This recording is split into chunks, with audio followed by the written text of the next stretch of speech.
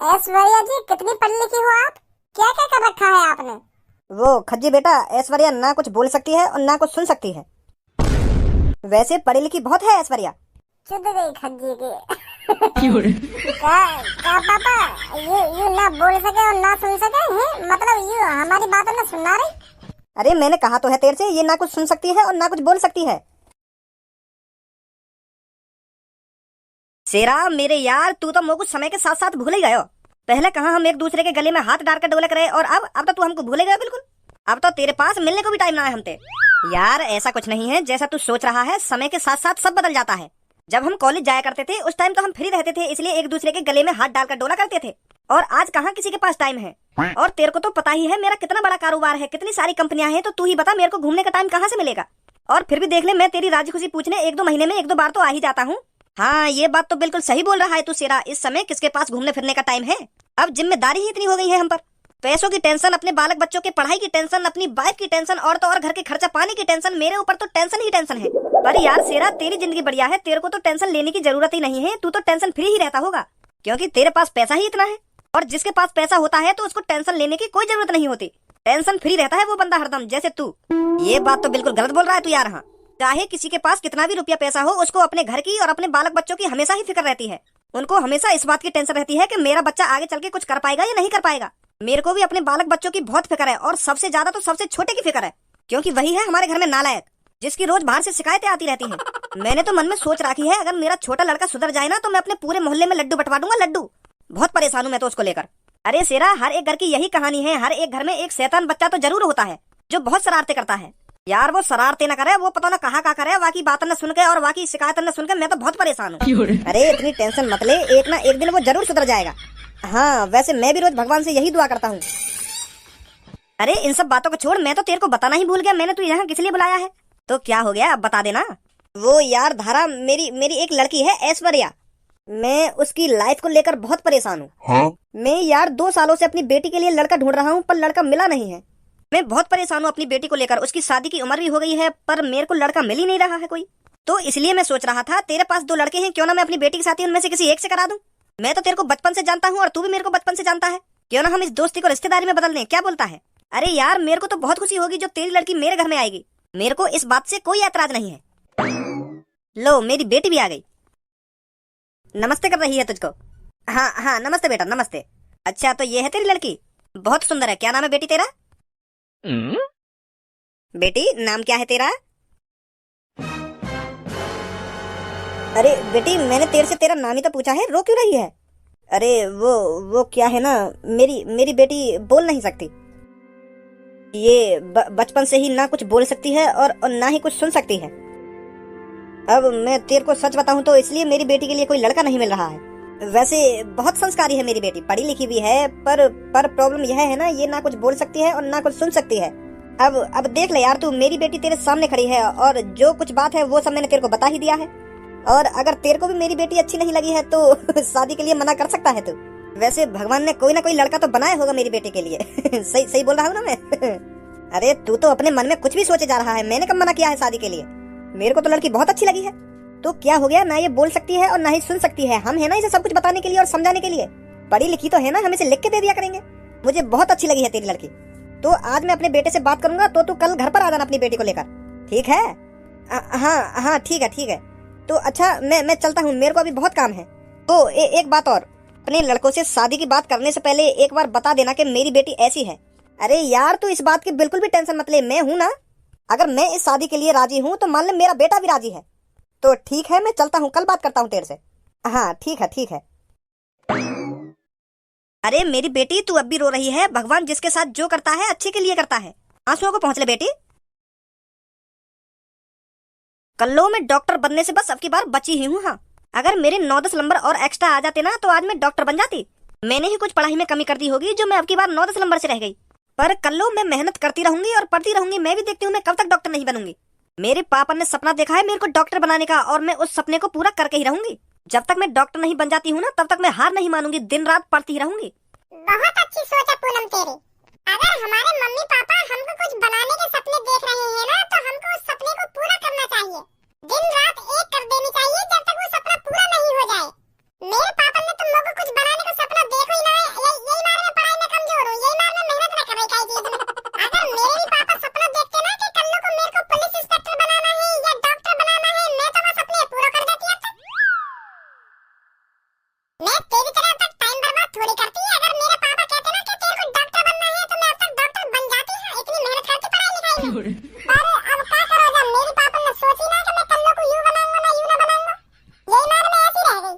कौन कह रहा तू ऐसी रह गई? कल रात को 1-1:30 बजे के आसपास तू वह टीटू के अत्ता पे क्या कर रही? इतनी रात में तू को वह टीटू पे का काम पड़ गया जो तू वह के अत्ता पे पहुंच गई? तो वो कैसे पता चली ये सब? हमारी 7वीं मंजिल पे थे, पूरा शहर दिख है और ऊपर तो मैंने एक दूरबीन खरीद रखी है। अगर मुझको लगे ना कि यहाँ के घर में कुछ गड़बड़ चल रही है तो मैं बात दूरबीन पे ताका झाकी करने लगूंगा के घर में। तो ऐसी कल रात मुझको टीटू के घर में गड़बड़ लगी। मुझको आदत है रोज 1-1:30 बजे छत पे घूमने की, तो जब भी मैं रात को छत पे हवा लेने आया करे तो टीटू के घर के सारे बल्ब बंद रह गए और कल बाकी दूसरी मंजिल का बल्ब जल रहा तो मुझको कुछ गड़बड़ लगने लगी। तो जैसे ही मैंने दूरबीन अपनी आंखन पे लगाई तो तू कल्लो कारी गाड़ वा के कमरा में घुसी। पहले मैं सोच लगा कि ये कल्लो ना कारी बिल्ली बिल्ली होगी जो ये टीटू के कमरा में घुस गई है।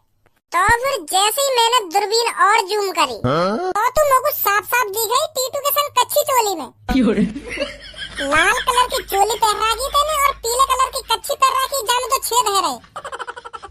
तो जैसे मैं नीचे भाग गया ना 3री मंजिल पे अपना मोबाइल लेने, तो जैसे फिर मैं ऊपर आया और अपने मोबाइल को कैमरा खोल कर जैसे मैंने जूम करा तो इतने में काम खत्म है। वो ने कपड़ा पहन लिए और टीटू खुश है तो 500 का जन 2000 का नोट दे रहा है। क्या कर रही बाकी अट्टा में आधी रात में? तू धंधा कर रही है आधी रात में? तो बड़ा मजा आवे आधी रात में यू सब देखने में। मोको यू सब देखने में मजा ना आवे, मोको आधी रात पे छत पे घूमने में मजा आवे। और जब मोको कुछ गड़बड़ लगे तो यही मार मैं दूरबीन पे के घर में ही देख लूं कि यहाँ के घर में कुछ गड़बड़ ना है रही हो, कहीं चोर बोल ना घुस जाए। बाद में मैं दिखा तो दूंगा कि यहाँ ने चोरी करी, पर यू टीटू के घर में कच्ची चोर में पता ना क्या गुल खिला रही। तेरे पापा ने तो को धंधा वाली बनाने का सपना तो देखो ना होगा जो तू आधी रात में यू सब काम कर रही है। शर्म ना आवे तो को? बहुत देर रह गई, बहुत देर तक सुनी ना तेरी बात ने, अब ये मुंह बंद करना। सुनी शर्म ना आ रही तो तू एक लड़की बदनाम कर रहा खुले में। अच्छा तो मैं तो को खुले में बदनाम कर रहा हूँ। खा अपनी माँ कसम, तू टीटू के घर पे रह गई कल रात में और तेने वहाँ के कमरा में जाके अपनी कपड़ा न उतारे, तेने लाल कलर की चोली और पीले कलर की कच्ची पहन रखी, जामे तो छेद है रे। खामा कसम तेरे यू सब न करा। और वहाँ के बाद का तो सीन मैंने मिस कर दिया मोबाइल लाने के चक्कर में। अगर मैं वहीं पे खड़ा है कि दूरबीन से देखता रहता ना तो सब बता देता है क्या करो वहाँ के संग। और एंड में तेरे जन 500 का जन 2000 का नोट लियो टीटू बैठे। अब कह दो ना लिया मैंने नोट। मोटा खाना खा के झूठा इल्जाम मत लगा बच्ची, हमें बता रही है तू। मैं गई रात में टीटू के घर पे, मेरा रात में चाय पीने का मन करे ना तो मैं वहाँ के घर पे चाय के लिए चीनी लेने गई। चीनी खत्म है हमारे घर पे, तो रात में मेरा बहुत मन कर रहा चाय पीने का, तो मैंने सोची कि मैं टीटू के घर पे ले आऊं चीनी, तो वहाँ ने मुझे चीनी दी रात में। और तू खाम मेरे बारे में गंदी गंदी बात कर रहा है। ए मोहम्मद बजावे खामा खा की रात में कपड़ा उतार के ही तो चीनी ले जावे। गई तो चीनी लेने टीटू के घर में रात में। साफ साफ क्यों बता रही तू अपनी दुग्गी पिलवाने की पैसे के चक्कर में? टीटू ने तेरी दुग्गी तेल पूल के 500 का नोट दे के भगा दी होगी तू। मेरे को भज्जी तेरे से ये उम्मीद बिल्कुल भी नहीं थी कि तू मेरे सामने कल्लो से इतनी घटिया बातें करेगा। अब जितनी जल्दी हो सके उतनी जल्दी मेरी नजरों के सामने से निकल जा तू। हाँ पूनम मैं कुछ गलत थोड़ी बोल रहा हूँ, जो कुछ रात में मैंने देखो वही बात बता रहा हूँ मैं। तो विश्वास ना मेरी बात पे। मैंने कहा ना तेरे से चुपचाप मेरी नजरों के सामने से निकल जा। मैंने सच में ये दूरबीन पे टीटू के घर जा रहा नहीं जा रहा यहाँ से। भलाई को जमाना ही ना रहे हो। एक तो मैं ये कल्लू की हकीकत बता रहा हूँ और तुम मुंह पे गुस्सा उतार रही है। जा रहा है नहीं जा रहा अभी तू यहाँ से? आजा धनुआ, एक तो हकीकत बता रहा हूँ मैं ये कल्लू की और मुझे ये डांट रही है, मुझे कोई भगा रही है अपने पास से, बल्कि ये कल्लू भगाना चाहिए और ये मोर भगा रही है। जा रहे हैं कोई बात ना। अभी तो पक्ष ले रही है तू यागी, एक दिन तू भी देख लेगी यहाँ का चेहरा यू कैसी है कैसी ना है। अब बताएगा बच्ची तो को। मम्मी पापा ना दिख रहे, पापा कहाँ गए? वो बेटा तेरे पापा अपने एक पुराने दोस्त से मिलने गए हैं आज। वो जो पुराने दोस्त हैं वो पापन के बचपन के यार दिखे? हाँ बिल्कुल सही सोचा बेटा तूने। सुबह के गए हैं तेरे पापा, बस अब आने ही वाले होंगे। मोगो कुछ बात करनी पापन से। मैं सोच रहा कि पापन से बात करके अपने दोस्त के संग कहीं घूमने लेकर जाऊं। पापन से भी पूछना जरूरी है ना। मेरे सगरे दोस्त विदेश घूमने जा रहे हैं तो मैं भी सोच रहा हूँ मैं भी चला जाऊँ उनके संग। हाँ सही बात है बेटा तेरी। पर मम्मी मैं जा तो जब ही पाऊंगा ना जब पापा हामी भर देंगे। कैसी बात है? बहुत सही सोचा बेटा तेरी। ले आ भी गए तेरे पापा। अरे बहुत सही हुआ जो तुम दोनों मेरे को यहीं मिल गए। वो पापा मोको तुमसे कुछ बात करनी है। तू अपनी बात है मोको बाद में बताइयो, पहले अब तू मेरी बात सुन। मैं तेरे लिए एक लड़की देख के आया हूँ, बहुत खूबसूरत है। मेरे जिगरी यार की बेटी है और मेरे जिगरी यार की आदत बहुत अच्छी है, तो इसलिए मैंने उससे उसकी बेटी की शादी तुझसे कराने के लिए हामी भर दी है। पर पापा हामी भरने से पहले मोते एक बार पूछ तो लेते, मैं शादी के लिए राजी हूँ या ना हूँ। तुम मोते बिगर पूछी शादी के लिए हामी भरी आई अपने दोस्त से। पहले मोते पूछते आके कि बेटा शादी करेगा या ना करेगा, तब अपने दोस्त से हामी भरते शादी की। तो अब मैं तोते पूछ तो रहा हूँ शादी की, और अब तो तेरी शादी लायक उम्र भी है गई है। अगर तू अब शादी ना करेगा तो कब करेगा शादी? तेरे पीछे पीछे भज्जी भी शादी लायक हो जा रहा है। अगर तेरी शादी ना होगी तो यहाँ की शादी कैसे हो जाएगी फिर? तो यही मार मैं अपने दोस्त से हामी भरी आई हूँ तेरी शादी की। शादी तो करनी है ना एक दिन, चाहे शादी आज कर लो चाहे कल कर लो, और शादी जितनी जल्दी हो जाए ना उतना ही अच्छा होता है। वो बाबा मोते एक बार पूछते तो सही कि मोगू कैसी लड़की चाहिए। अगर वो लड़की मोगू पसंद ना आई तो तुम्हें ही बताओ मैं कैसे कर लूंगा बातें शादी, और कैसे रह लूंगा मैं जिंदगी भर आगे संग। अब पापा मॉडल जमाना चल रहा, लड़का लड़की खुद पसंद करे एक दूसरे को तब जाके शादी करे। अब वो जमाना थोड़ी चल रहा है कि माँ बाप लड़की देख आए और शादी करा दी बातें। लड़की लड़का को देखती है और लड़का लड़की को देखता है, तब जाके शादी की बात आगे चलती है। और तुम पहले ही पक्की कर आए अपने दोस्त से मेरी शादी की बात। अरे मोह को ज्ञान मत दे तू, हमें भी पता है लड़का लड़की में क्या देखे। लड़का बस लड़की की सुंदरता देखता है और लड़की भी लड़का की सुंदरता देखती है। और मैं तुमको बता रहा हूँ लड़की खूबसूरत है, तुमको एक बार में पसंद आ जाएगी। हाँ अगर तुमको पसंद ना आवे तो तब बोलिए मोते। मेरी पूनम से ज्यादा खूबसूरत ना निकल आवे वो लड़की। अगर वो मेरी पूनम से ज्यादा खूबसूरत निकल गई तो मेरी तो बेइज्जती हो जाएगी। बाहर वाले देख रहे हैं कि भज्जी से ज्यादा खज्जी की वो खूबसूरत है, ऐसे ऐसे तो मेरी बेइज्जती हो जा करेगी चौड़े में। हे भगवान मेरी पूनम से ज्यादा खूबसूरत ना हो वो लड़की, ऐसे तो नाक कट जाएगी मेरी।